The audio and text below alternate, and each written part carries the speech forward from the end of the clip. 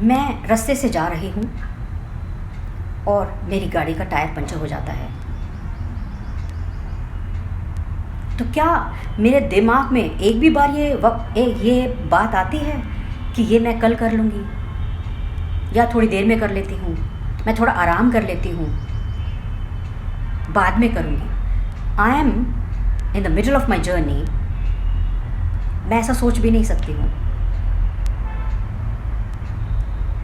इस instant change के लिए मुझे उसी वक्त फैसला लेना होगा कि मैं ये टायर पंचर कहाँ से करा सकती हूँ। मैं ढूंढूंगी, जाऊंगी, बहुत परिश्रम करूंगी और मैकेनिक तक पहुँचूंगी और टायर को बदलवाऊंगी और अपनी गाड़ी में लगाऊंगी और फिर चल पड़ूंगी। इस टाइप के चेंज को कहते हैं। इस टाइप के चेंज में बहुत वक्त नहीं लगता, लेकिन अर्जेंट है। बहुत वक्त नहीं लगता लेकिन अर्जेंट है, इसलिए हम उस चेंज को कहते हैं इंस्टेंट चेंज, और we can say that it is temporary change. इसी प्रकार से यदि मुझे लगता है कि मेरे भावों में और मेरे थिंकिंग प्रोसेस में कुछ बदलने की ज़रूरत है, मुझे महसूस होता है, मैं ऐसे व्यक्तियों में रहती हूँ, ऐसे वातावरण में रहती हूँ, जहाँ पर ऐसे गुरु की शरण में रहती हूँ, जब मुझे ये पता लगता है कि मेरे जो थॉट प्रोसेस है उसमें बदलाव की आवश्यकता है, जिससे मेरा विकास जो है वो रुक रहा है, तब अगर मैं दूसरों की इंस्पिरेशन से, दूसरों की मोटिवेशन से, अच्छी संगत से ऐसी प्रेरणा अनुभव करती हूँ कि मुझे अपने अंदर ये जो मेरी फीलिंग्स हैं इसको चेंज करने की आवश्यकता है, यानी कि मेरे अंदर श्रद्धा, कृतज्ञता, ग्रेटफुलनेस, थैंकफुलनेस और हानि परिशोध जैसे जो उच्च भाव हैं, सम्मान, ऑनेस्टी, इंटीग्रिटी जैसे जो अच्छे भाव हैं वो पैदा होने चाहिए। इसकी ज़रूरत मुझे महसूस होती है। तो मैं उस वातावरण में लगातार रहने की कोशिश करती हूँ और अपनी उन चिंताओं पर काम करने की कोशिश करती हूँ और उन फीलिंग्स को बढ़ाने की कोशिश करती हूँ। ऐसे साधन ग्रहण करती हूँ कि जिससे मेरे वो भाव बढ़ें। तो इस प्रकार की चेंज थोड़ा सा ज़्यादा वक्त लगेगा इंस्टेंट चेंज से ज़्यादा, और परपेचुअल चेंज है, ये लगातार चलने लायक चेंज है। तभी हम अपने हृदयों में तब्दीली ला सकते हैं, अपने मेंटल आउटलुक में, परसेप्शन में, हमारे एटीट्यूड में तब्दीली ला सकते हैं। तो इस प्रकार की चेंज को कहते हैं डेवलपमेंटल चेंज। तीसरी प्रकार की जो चेंज है उसमें थोड़ा और ज़्यादा वक्त लगता है और वो बहुत और उसका परिवर्तन भी बहुत बेहतरीन होता है जब हम अपनी वैल्यूज़ को, यानी कि अपने बेस को, जिन बेस के ऊपर हमारे जो एटीट्यूड है, जो मेंटल आउटलुक है, जो हमारी परसेप्शन है, वो बेस, जिसका बेस वहाँ है, हम अगर अपनी वैल्यूज़ को और अपने बिलीव्स को अगर चेंज करते हैं, चेंज करने की कोशिश करते हैं, या फिर मानते हैं कि ये मेरा मानना मेरे लिए ठीक नहीं है। जैसे पहले के साइंटिस्ट ने ये माना था कि धरती तो फ्लैट है, वो गोल नहीं है, तो और ये ग्रेविटी नहीं है इसमें, ये भी माना था, ये किसी और वजह से ऐसे होता है। लेकिन जब उसमें तब्दीली आई, साइंटिस्ट ने बताया कि नहीं, धरती गोल है और ये सूरज के इर्द गिर्द चक्कर लगाती है और इस प्रकार से रात और दिन होता है। सूरज चक्कर नहीं लगाता है, धरती चक्कर लगाती है। तो इस बात का हमें ज्ञान हुआ, तो ये हमारा बिलीफ बना। साइंटिस्ट इस बिलीफ के ऊपर फिर और थ्योरीज आई और गैलेक्सीज के बारे में और यूनिवर्स के बारे में पता लगाया गया। तो इस प्रकार की चेंज जब हम लाते हैं अपने अंदर, वैल्यूज़ और बिलीव्स की चेंज जब हम लाते हैं अपने अंदर, तो वो ठोस चेंज होती है और वो ट्रांसफॉर्मेशनल चेंज होती है, जो हमें हमारा सब कुछ, हमें कुछ और करने की ज़रूरत नहीं है, वो हमारा सब कुछ बदल देती है। तो चौथी प्रकार की जो चेंज है वो बहुत ज़्यादा वक्त के बाद आती है, हज़ारों, लाखों, करोड़ों सालों के बाद जो चेंज आता है। जैसे मनुष्य का सिविलाइज्ड होना एक बहुत बड़ी चेंज है। कुछ चेंजेस ऐसी होती हैं जो परमानेंट होती हैं और इररिवर्सिबल होती हैं, जिनको फिर वापस नहीं किया जा सकता।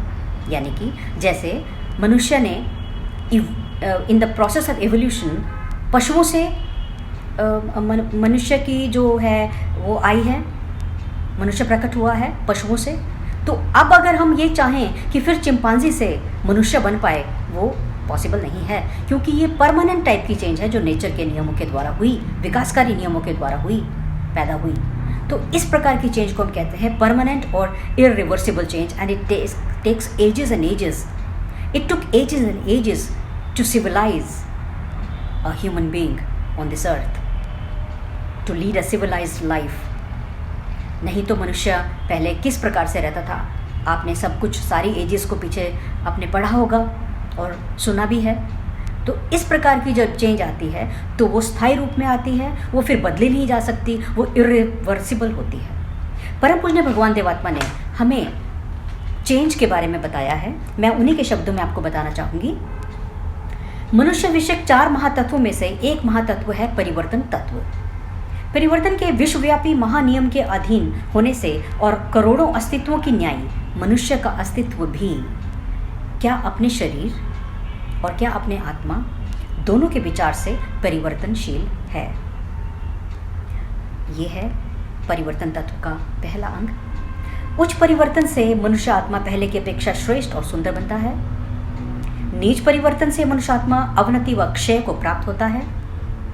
मनुष्य आत्मा के उच्च परिवर्तन को विकास और निम्न परिवर्तन को विनाश कहते हैं। तो ये है हमारा जो परम पूज्य भगवान देवात्मा ने हमें जो परिवर्तन तत्व की शिक्षा दी है। तो इसके बेसिस में हम एक बात पता लगाएंगे कि किस प्रकार से हमारा ये जो विकास और विनाश के जो नियम के अधीन हम हैं, और हम हमारे अंदर, हमारे आत्मा के अंदर भी, जो कि शरीर और आत्मा अभिन्न अंग हैं, और हम जो हमारे शरीर, हमारे अस्तित्व के अंग हैं शरीर और आत्मा, और जिसमें से आत्मा जो मुख्य है, लेकिन आत्मा भी जो है परिवर्तन के अधीन है। शरीर भी परिवर्तन के अधीन है, इसी प्रकार आत्मा भी परिवर्तन के अधीन है। तो आत्मा भी परिवर्तन के अधीन है, उसमें भी परिवर्तन होता है, और वो परिवर्तन उच्च परिवर्तन होगा या नीच परिवर्तन होगा, या विकासकारी परिवर्तन होगा या विनाशकारी परिवर्तन होगा। तो अगर हम उस परिवर्तन को जानते हैं, क्योंकि one thing is permanent and that is change, और चेंज हमने किस दिशा की तरफ वो चेंज लानी है,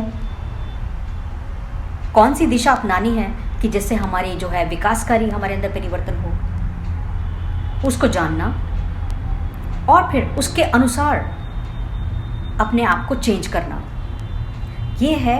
और चेंज कैसे करना कि जिससे हमें ये पता लगे कि हमने हम परिवर्तन के अधीन हैं, और हमने कितनी देर तक, यानी कि किस चीज़ में हमें इंस्टेंट परिवर्तन की आवश्यकता है, किस चीज़ में हमें डेवलपमेंटल परिवर्तन की आवश्यकता है, किस चीज़ में हमें ट्रांसफॉर्मेशनल परिवर्तन की आवश्यकता है, और क्या चीज़ परमानेंट और स्थायी रूप से हमारी परिवर्तित हो सकती है। तो लगातार काम करते करते हम इस निष्कर्ष पर पहुंचेंगे कि अगर हमारा परिवर्तन में हमारी इंटेंशंस हैं, और हमने उसको अपना पर्पस माना है, और हमने उसके लिए एफर्ट्स लगाए हैं। कैसे एफर्ट्स लगाए हैं? प्रायोरिटी बेसिस में एफर्ट्स लगाए हैं। तो निश्चय ही हम उस परिवर्तन के जो एफर्ट्स हैं उनको हम नागा नहीं जाने देंगे, हम उनको खोएंगे नहीं, हम उनको फिजूल नहीं करेंगे, बल्कि उस पर चलकर हम अपने परिवर्तन के साथी बन सकते हैं। उच्च परिवर्तन के साथी, विकासकारी परिवर्तन के साथी, और विनाशकारी परिवर्तन के साथी। इसमें एक नियम काम करता है कि हमें ये पता लगाना है कि हमने उस नीच गति में या उच्च गति को लगातार कैसे बढ़ाना है, और नीच गति में कितनी देर कितना हमें Who does want fast कि growth? हमें पता लगाना है उसका। I think everybody wants that. हमारी ये गलती क्यों Suppose हुई? I start my उस journey for a वक्त उसको ठीक destination, करना होगा। I would want to हम reach जितनी there देर before लगाएंगे time इसको ठीक करने and में, with उतना safety. ही हमारा विनाश If I reach there अनिवार्य before time है। and safely, that means my idea of sense of urgency has been fulfilled. And this sense of urgency doesn't need any motivation.